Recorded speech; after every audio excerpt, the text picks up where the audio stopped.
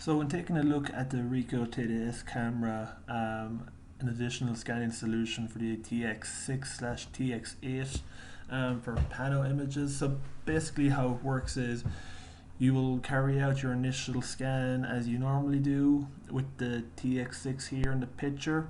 Once you have your scan completed, you're going to remove the scanner using the quick release, and then you're going to place the Ricoh Theta S camera in its position. So we have a specially designed bracket that has the same focal offset point as the scanner here.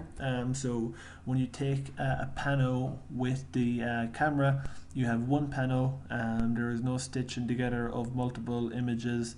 Now you're just dealing with the one pano image. So basically how it works is you do your scan, place your camera up in the same position without moving the tripod.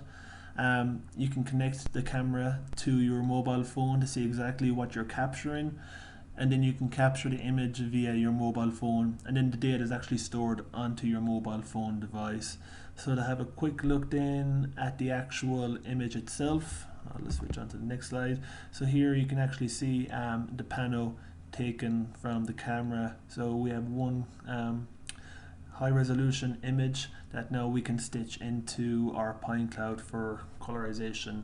So now I'm going to switch over to Trimble RealWorks, and I'm going to show you how we can stitch these images together with the actual panos. Once Trimble RealWorks launches, you can see here we have all our different stations down here on the left hand side, so we should have the same number of images to match each of these. From here I'm going to go to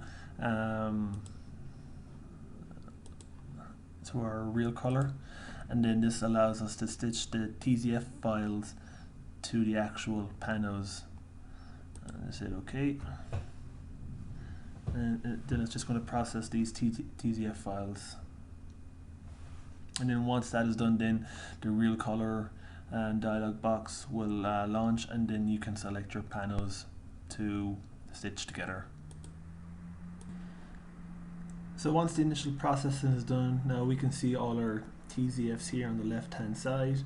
So now we have to select our pano images to overlap with those.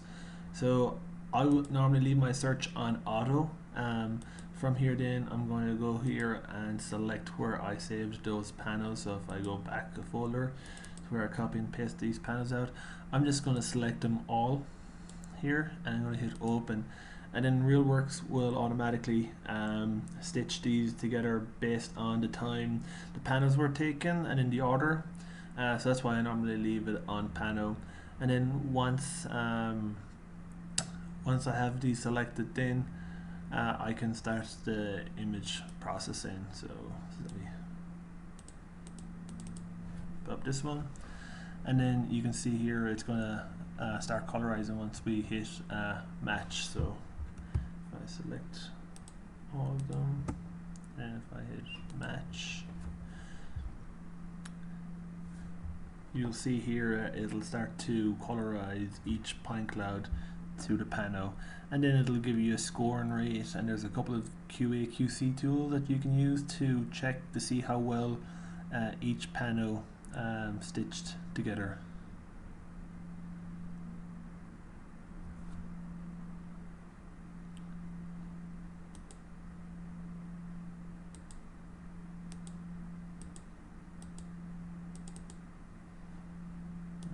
Match.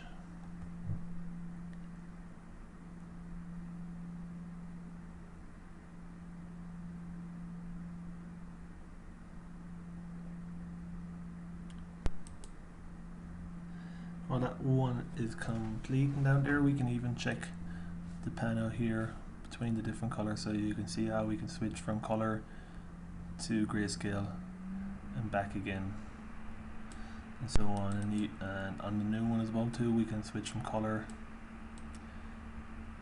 to grayscale like so. So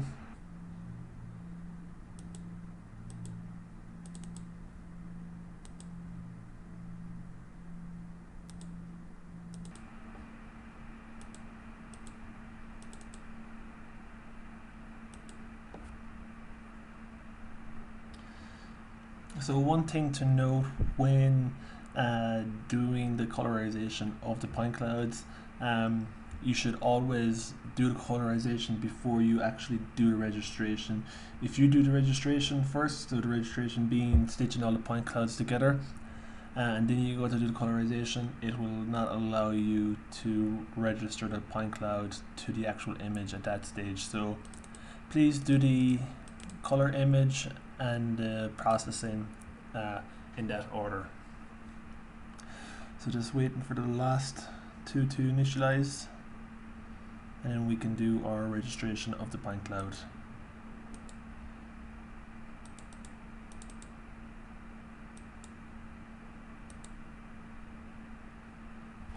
Again, once that's initializing, I can just have a quick QA/QC of the additional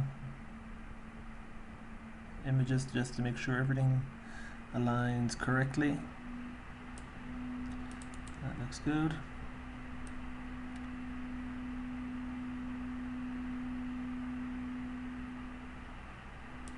And also looks good. And then the final one, go from grayscale.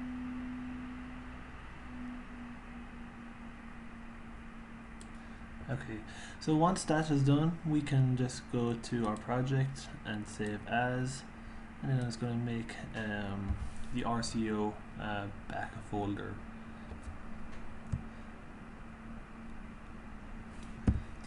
TFs.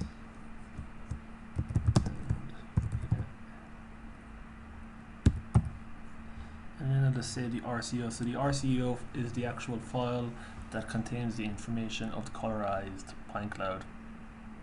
So once that is done now, I can actually exit out of my true color, and I'm going to go to registration, go to registration tab, select my project and do autoplane based registration. So now you can see here my point clouds are already colored. I'm going to select my reference scan, so I'm going to choose this one here, and I'm going to generate a preview scan, and then hold on a couple of minutes, and then I should have a colorized point cloud that I can share with multiple people.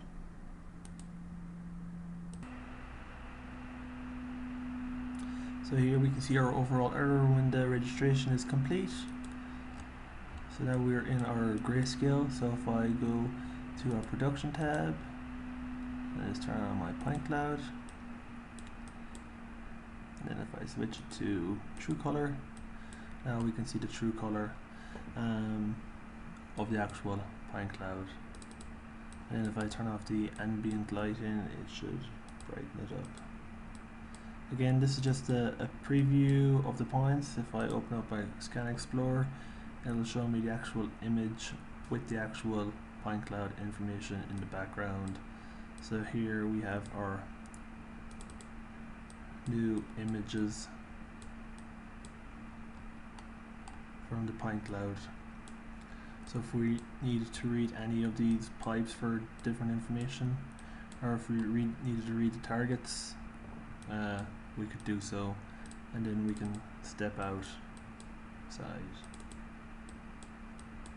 and view our point cloud and so on.